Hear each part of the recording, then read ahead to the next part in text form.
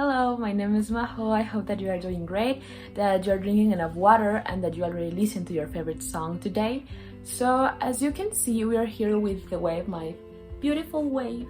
So, this is because sadly this is my last video. I really enjoyed the process of doing this YouTube channel, and I don't know, I wanted to make it special. So, for today's video, we're gonna talk about some successful stories of art therapy. And I wanted to change the things a little bit because I'm gonna miss you. So you're stuck with me since the beginning to the end of the video because as I said, I will be missing you. So I hope that you really enjoyed this video, and if you have any questions, if you need help, if you don't know how to feel, it's okay. It's all gonna get better. Trust me.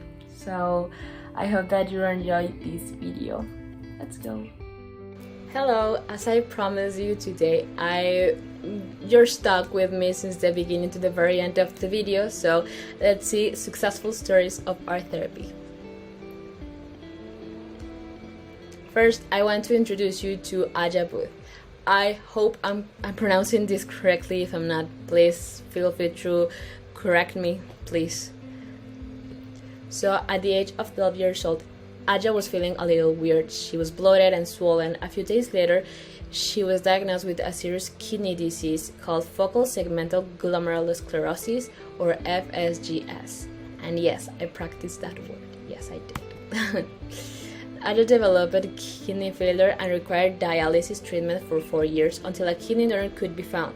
Like, just imagine being like a 12-year-old and then just going to the doctor and they say you may die, just you may die if we don't find a perfect match. Just don't worry.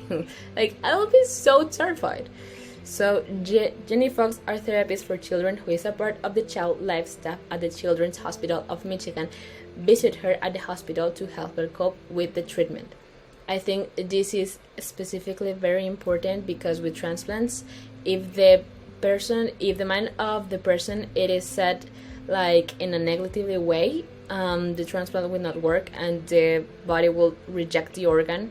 So I think it is very important to check on the mental state of the person.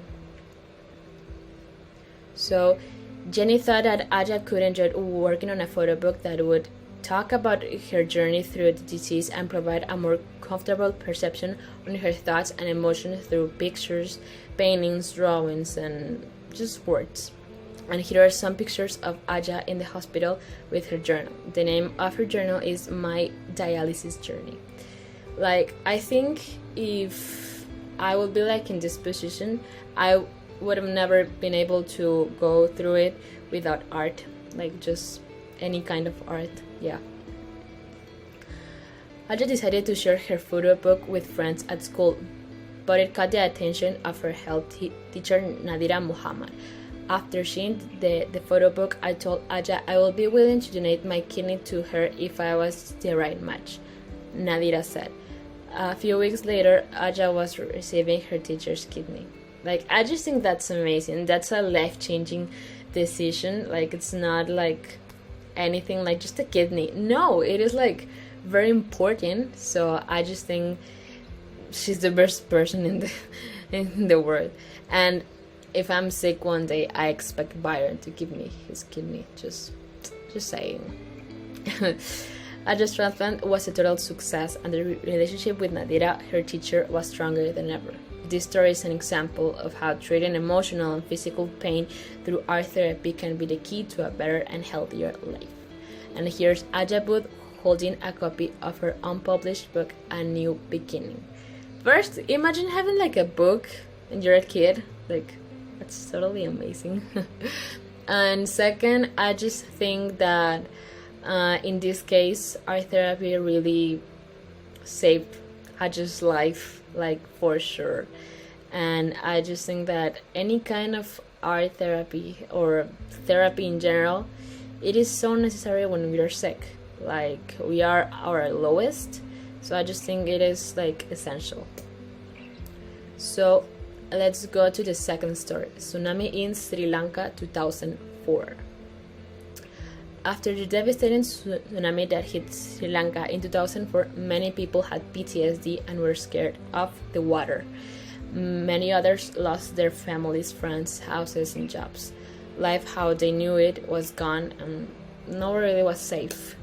So, like, just imagine being hit by a tsunami, like you're at work or like in school, and a tsunami. Like, what?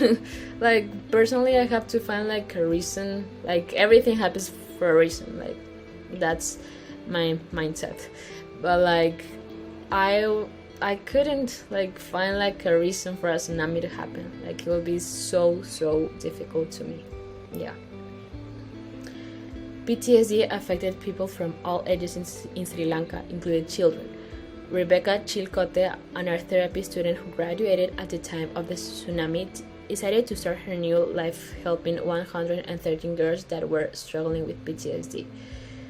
This story, for me, it is like very touching and moving because I'm gonna be studying psychology. I want to be a psychologist, and specifically for women and children. So this is like very touching because her just wanted to help girls with PTSD. It is so like amazing for me. Yeah, these girls were selected by their teachers because of how severe their symptoms were of grief and trauma. So Rebecca divided the girls by age, creating groups of 10 who met several times a month. At first, it wasn't easy because many of them weren't willing to open up and express their pain. I really get this one because for me personally, I was so closed up in therapy the first time that I went. And I ended up crying like in the first session, so it didn't really work. Rebecca encouraged the girls to work on artistic expressions with topics like my worst fear, the day I will never forget, and my life now. When they were done, they were asked to present their work to the group and talk about their emotions at the moment. With time, the girls showed psychological and social improvement. Their creative expressions provided like this safe and private space for them to grieve and heal properly the trauma and PTSD caused by the disaster. This is a great example of how art therapy can bring peace, growth, happiness, and healing to children that have experienced traumatic situations, and provide them the opportunities to create their own future and have the life they deserve and the life we all deserve. I guess like we all deserve to have a life with therapy. Like, I think therapy is so needed in these times. Like, the world is in pain and burning, and there are many disasters right now, and I just think that any form of therapy really works. Really, it's totally necessary, and that's why I want to be a psychologist. So I want you to remember to always be kind, and thank you so much for watching my last video. Goodbye.